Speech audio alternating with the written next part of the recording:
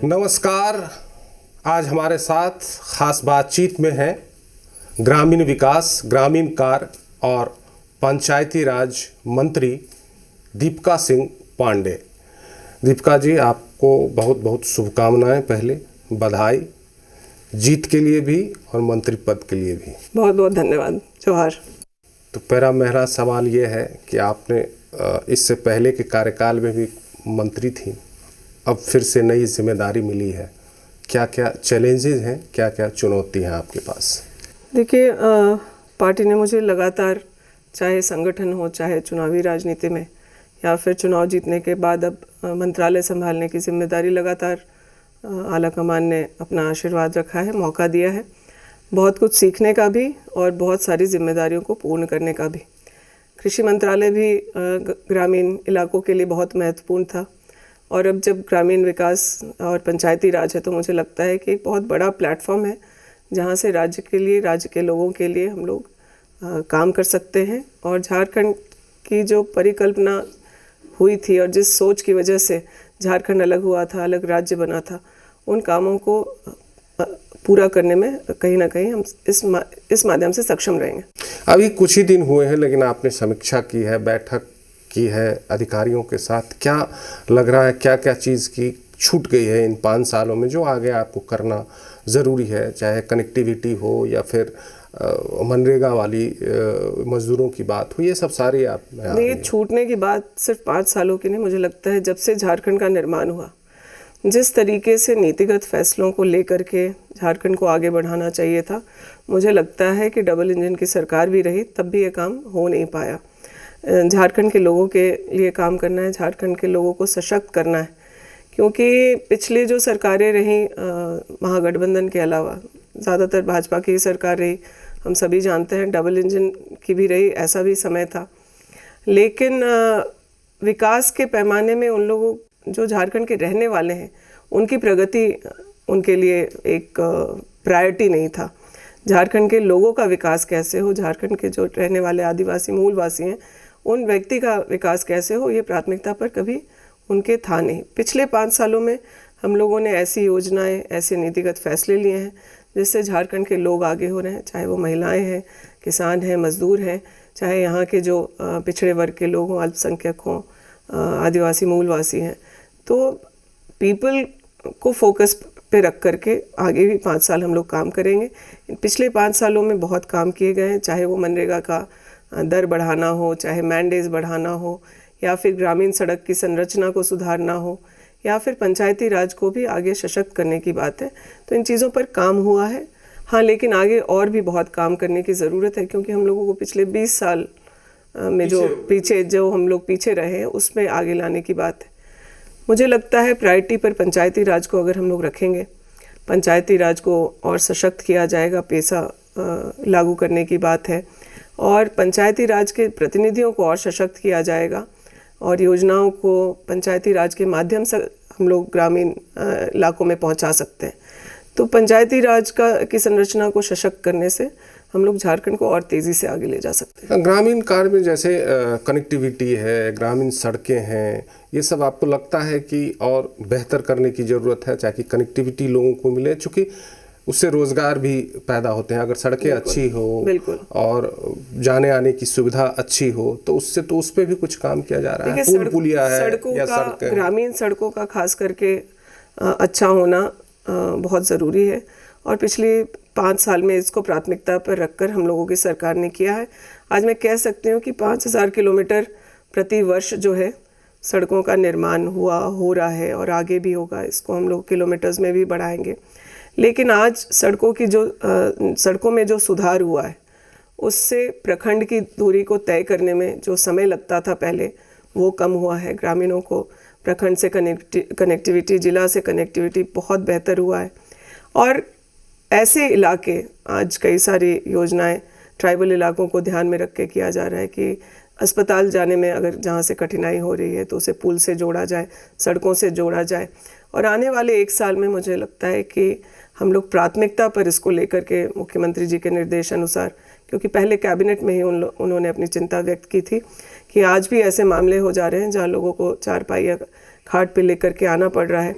उस परिस्थिति से बचने के लिए हम लोगों ने अस्पताल से सैया, कई मामलों में प्रसव का मामला रहा तो वहाँ भेजने का काम किया है, लेकिन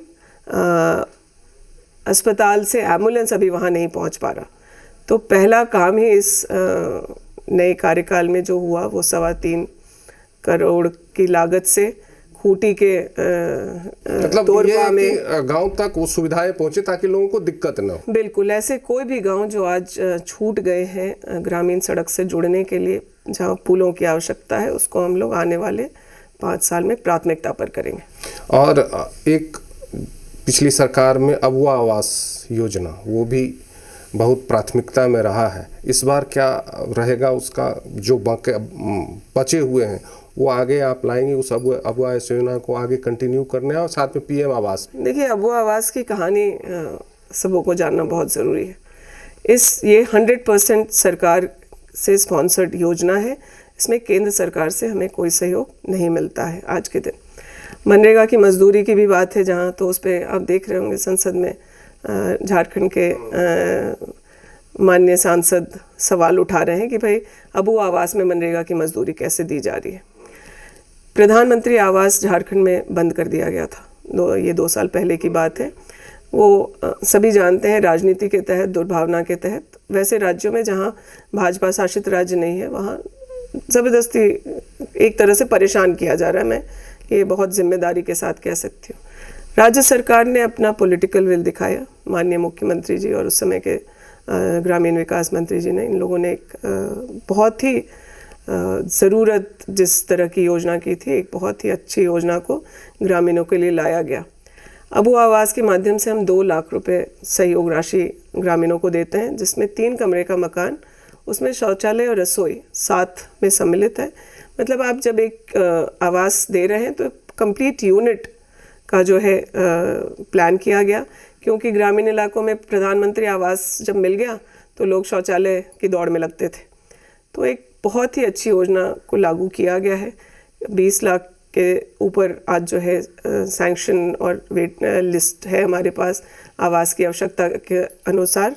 और ये भी बात सामने आ रही है कि जब ये लोकसभा चुनाव के बाद फिर से प्रधानमंत्री आवास शुरू किया गया ताकि उसका कुछ फ़ायदा विधानसभा चुनाव में भाजपा ले सके, तो आपको आश्चर्य होगा ये जानकर कि अब प्रधानमंत्री आवास में जो लोग लिस्टेड हैं वो उस योजना से जुड़ना नहीं चाहते, वो अबुआ आवास से जुड़ना चाहते हैं, क्योंकि प्रधानमंत्री आवास में जो सहयोग राशि है केंद्र के द्वारा भी वो कम है। मकान में शौचालय और रसोई नहीं है, कमरा भी एक कम है। तो अब हम लोगों के सामने ये है कि जो प्रधानमंत्री आवास में जो सैंक्शन जो स्कीम्स है उसको किस तरीके से जो है अबुआ आवास जैसा बेहतर बनाया जाए। तो मनरेगा पर आपने चर्चा की, अभी आपने समीक्षा भी की है, तो कहा है कि केंद्र सरकार जो है बकाया है वो दे मनरेगा का, तो उसका क्या मामला है? मनरेगा हम लोगों की एक बहुत महत्वाकांक्षी योजना है और यूपीए 2 में आपने देखा था कि किस तरीके से विपक्ष में जब भाजपा थी तो मनरेगा को लेकर के घेरती थी। इस देश के प्रधानमंत्री ने मनरेगा के बारे में कैसी टिप्पणी की है वो हम आज जानते हैं। लेकिन ग्रामीण अर्थव्यवस्था को सुधारने के लिए, ग्रामीणों को गांव में उनके काम देने के लिए इससे बेहतर कोई स्कीम नहीं हो सकता था। मनरेगा आज के दिन 100% जो लेबर कंपोनेंट है वो केंद्र स्पॉन्सर्ड है।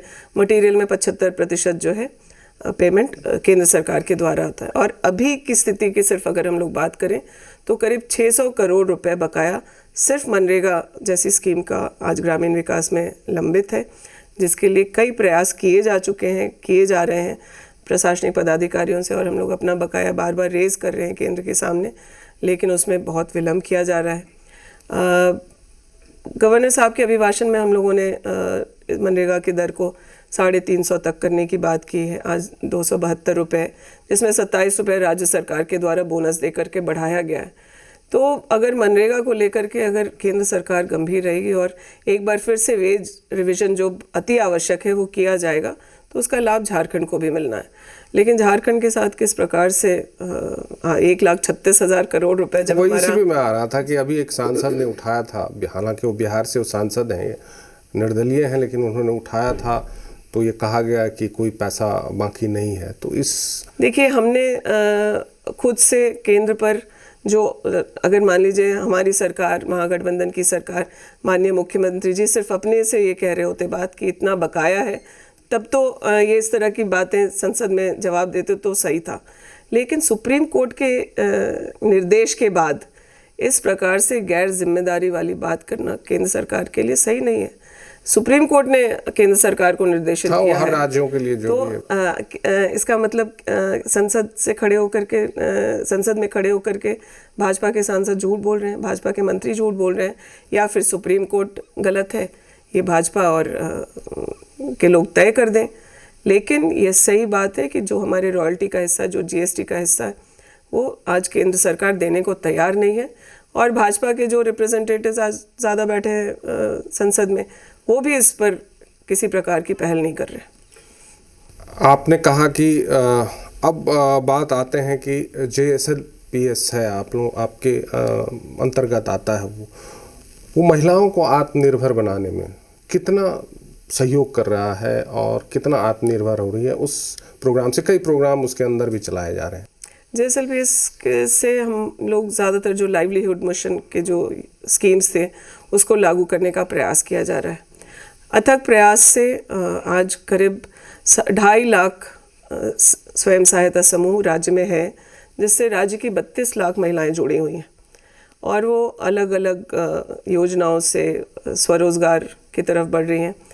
मैं कह सकती हूँ कि जो गांधी जी की कल्पना थी कि स्वरोजगार और स्वावलंबन को लेकर के चलना, वो हम लोग JSLPS के माध्यम से कर पा रहे हैं। आज महिलाएं कई तरह के व्यापार व्यवसाय में हैं। झारखंड का अपना एक ब्रांड पलाश, आप जानते हैं कि पिछले 5 सालों में किस तरह से ग्रो किया है, और हम इन महिलाओं को न सिर्फ ट्रेनिंग दे करके किसी रोज़गार से जोड़ रहे हैं, बल्कि एक बाज़ार भी, उन्हें एक अच्छा मंच देने का भी झारखंड ने प्रयास किया और उसमें हम लोग सफल हुए हैं।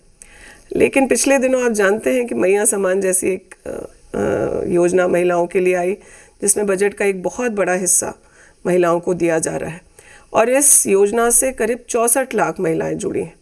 तो हम लोगों ने जो विभाग में समीक्षा किया, तो JSLPS को ये टारगेट भी दिया है कि आप अभी और समूह बनाने के स्कोप है हम लोगों के पास। कई सारी महिलाएं ग्रामीण योजनाओं से जुड़ चुकी हैं, उनको अगर हम लोग प्रयास करेंगे तो समूह से जुड़ करके अपने आर्थिक स्वावलंबन के लिए आगे कई कदम बढ़ा सकती हैं।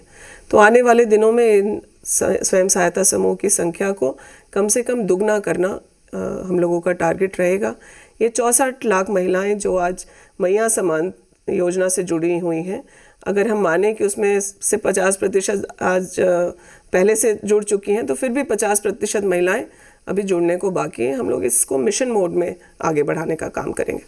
अब आते हैं कि आप लोगों ने मैया सम्मान योजना शुरू किया, आप लोगों ने अबुआ आवास योजना शुरू की, जो चुनाव में वादा किया कि 450 में गैस सिलेंडर करने, इतनी सारी योजनाएं, तो कहीं ना कहीं जो बजट है, आर्थिक बोझ है, उसको कैसे आप लोग संभाल पाएंगे, कैसे इसको मैनेज कर पाएंगे? देखिए, आप भी समझते हैं इस बात को कि कोई भी योजना या स्कीम लाया जाता है तो उसके पहले पूरा होमवर्क किया जाता है। उसके लिए बजट कहाँ से आएगा, क्या प्रोविजंस हम लोग को रखने पड़ेंगे, कहाँ से आमदनी बढ़ानी होगी, इन सब चीज़ों पर सरकार ने अच्छे से अपना होमवर्क किया है। तो अब भाजपा को किसी बात पे शंका उठाना है, एक भ्रम की स्थिति बनानी है, अफवाह फैलाना है, तो ये इस मामले में भी वही कर रहे हैं। पिछले 5 साल में हम लोगों का कि झारखंड का बजट पहली बार 1 लाख करोड़ से क्रॉस किया है, और आने वाले समय में हम लोगों को इसको और बढ़ाना है, सशक्त करना है, और साथ ही साथ जो आमदनी के भी रास्ते हैं जिससे राज्य सरकार को राजस्व आ सकता है, इसके लिए भी रोड मैप तैयार है। इसलिए मुझे नहीं लगता कि इस तरह की आशंका करने का कोई औचित्य है। अब आते हैं मंत्री जी राजनीतिक सवाल पे। सबसे पहले ये बताइए मुझे, इस बार का जो चुनाव था वो दूसरे चुनाव से कितना फर्क था, कितना चुनौती भरा था? देखिए, मुझे लगता है कि इस बार का चुनाव हम मुद्दों पर, महागठबंधन अपने किए हुए कामों पर, सही जो मुद्दे हैं उन पर लड़ रही थी। भाजपा के लोगों ने इसको हम लोगों के लिए आसान बनाया, वो उनके पास मुद्दे ही नहीं थे, और जिन बातों को मुद्दा बनाने का प्रयास कर रहे थे उसके बारे में झारखंड की जनता कन्विंस ही नहीं थी। एक सौहार्दपूर्ण माहौल में झारखंड हमेशा रहा है, लोग एक दूसरे से मिलजुल करके रहे हैं, किसी धर्म जाति के भेदभाव को बिना बहुत मानते हुए, ये झारखंड का अपना DNA है। लेकिन यहाँ पर बाहरी नेताओं को ला करके, खास करके आसाम के मुख्यमंत्री या फिर मध्य प्रदेश के पूर्व मुख्यमंत्री जिस तरीके से आकर के यहाँ एक भ्रम की स्थिति फैलाने का प्रयास कर रहे थे, बांग्लादेशियों का माहौल बना रहे थे, तो मुझे लगता है उनको खुद को उससे बहुत नुकसान हुआ। आज देश में अगर किसी भी बॉर्डर से लोग निकल करके इन्फिल्ट्रेट कर रहे हैं और राज्यों तक चले आ रहे हैं, तो इसकी जिम्मेदारी 100% केंद्र सरकार की है। और झारखंड ऐसे भी किसी भी तरफ से इंटरनेशनल बॉर्डर शेयर नहीं करता, तो आज अगर बांग्लादेशी कहीं से आ रहे हैं तो उसके लिए जिम्मेदार केंद्र सरकार है। और एक ये जो माहौल बनाने का प्रयास हुआ, तो झारखंड में पूरी तरह से असफल हुए। हम अपने कामों को लेकर के 5 साल के कामों को लेकर के जनता के बीच मैंडेट के लिए गए थे, और मैं आप लोग के मंच के माध्यम से धन्यवाद करना चाहूँगी झारखंड की जनता का कि उन्होंने हम लोगों को प्रचंड बहुमत दे करके और आगे बेहतर काम करने के लिए प्रेरणा दी है। मैं विधानसभा में था तो मुख्यमंत्री जी ने कहा कि जो रिजल्ट आया, आप लोगों को ऐसी उम्मीद थी क्या विपक्ष सदमे में आ जाएगा? आप भी थी, मुख्यमंत्री ने कहा। हमें ये तो बिल्कुल अंदाज़ा था कि जनता हमें क्लियर मैंडेट देगी, लेकिन इस तरह का आशीर्वाद मिलना एक तरह से हम लोगों के लिए भी बहुत उत्साहवर्धक है। और ये तो सही बात है कि भाजपा सही में सदमे में है। हाउस में भी मुझे लगता है कि विपक्ष के तौर पर उन्हें जिन बातों को कहना करना चाहिए था वो कर नहीं पाए। अब कुछ जब संसद चल रही थी तो उसकी बात करते हैं, बहुत मुद्दे उठे हैं संसद में। अभी कांग्रेस की तरफ से भी उठाए गए, गृह मंत्री अमित शाह के बयान पर जो प्रदर्शन हुआ, फिर वहाँ पर एक धक्का मुक्की वाली बात आई, उस सब पर आपका क्या कहना, किस तरह से देखते हैं? देखिए, ये बहुत साफ है कि पहले जो बातें जनता नहीं समझ पा रही थी, आज उसको जनता तक समझ गई है। भाजपा असली मुद्दों पर चर्चा या बहस चाहती नहीं है। अडानी के विषय को डाइवर्ट करने के लिए क्या क्या भाजपा ने ये जो संसद सत्र चल रहा था उसके बीच किया, वो सबके सामने। भाजपा का विश्वास संविधान में नहीं है, वो उन्होंने एक बार फिर से स्थापित किया है। वो अम्बेडकर के संविधान की बजाय मनुस्मृति में विश्वास रखते हैं। इसको एक बार फिर देश की जनता ने खूब साफ साफ समझने का काम किया है। और कांग्रेस हो, इंडिया गठबंधन हो, वो मुद्दों पर बात करेगी, यह तय है। ज़रूरत पड़ेगी तो हम लोग सदन से लेकर सड़क तक जनता के लिए सड़क से सदन तक आवाज़ उठाएंगे, यह भी बहुत साफ हो चुका है। और ये जो धक्का मुक्की और ये इस तरह की जो परिस्थिति बनी, वो भाजपा की हताशा को दिखाता है। उनका संविधान में विश्वास नहीं है, लोकतांत्रिक तरीकों में उनका भरोसा विश्वास नहीं है। वो विपक्ष के उठने वाली हर आवाज़ को दबाना चाहते हैं। लेकिन कांग्रेस के विपक्ष के नेता आदरणीय श्री राहुल गांधी जी को इन्होंने सालों से उनकी आवाज़ को दबाने का प्रयास किया है, वो उसमें भाजपा कभी सफल नहीं होगी। अब झारखंड में, चूँकि आपका संगठन में बहुत सारा अनुभव है, राष्ट्रीय सचिव रह चुकी हैं, अभी तक थी आप, और काफ़ी उत्तराखंड के सहप्रभारी भी रही हैं आप, तो संगठन का काफ़ी अनुभव। झारखंड में कांग्रेस का संगठन क्या कमज़ोर है? क्या इसको और सशक्त करने की ज़रूरत है? ये आशंका चुनाव के पहले भी लगाया जा रहा था। कई सारे एक्सपर्ट्स हमें 5, 6, 7 सीट पर समेट दिए थे, लेकिन कांग्रेस के 16 विधायक जीत करके आए हैं। ये कहीं ना कहीं दर्शाता है कि कांग्रेस जो है ज़मीन पर मजबूत है। कांग्रेस के कार्यकर्ता महागठबंधन के साथियों के साथ मजबूती से चुनाव को लड़े, और 56 सीट जो आज महागठबंधन को आए हैं उसमें कांग्रेसियों का भी उसी प्रकार से योगदान है जैसे गठबंधन के अन्य साथियों का। तो ये इसमें कहीं कोई तथ्य नहीं है। आज भी आप देख रहे होंगे कि चुनाव के तुरंत बाद भी कार्यकर्ता देश के लोगों की लड़ाई लड़ने के लिए आज सड़क पर, कभी राजभवन के सामने, कभी चौक चौराहों पर, प्रखंड स्तर तक, पंचायतों तक उस लड़ाई। चुनाव रिजल्ट के बाद और उत्साह आया है कार्यकर्ताओं में, तो संगठन को और मजबूत करने की जरूरत है। देखिए, संगठन में जो कड़ी जोड़ने का काम है वो अनवरत है। हम जितनी मेहनत करेंगे हमारा संगठन उतना मजबूत होगा, हम ज़्यादा से ज़्यादा लोगों के पास पहुंच पाएंगे। जनता के मुद्दों की लड़ाई अगर हम लोग लड़ेंगे तो संगठन ज़रूर और बेहतर होता है। बहुत बहुत धन्यवाद मुझे वक्त देने के लिए दीपिका जी आपका। तो ये थी हमारे साथ ग्रामीण विकास, ग्रामीण कार्य और पंचायती राज मंत्री दीपिका सिंह पांडे, जो पहली बार मंत्री बनने के बाद मुझे वक्त दिया इंटरव्यू करने का। आप देखते रहिए जी बिहार झारखंड।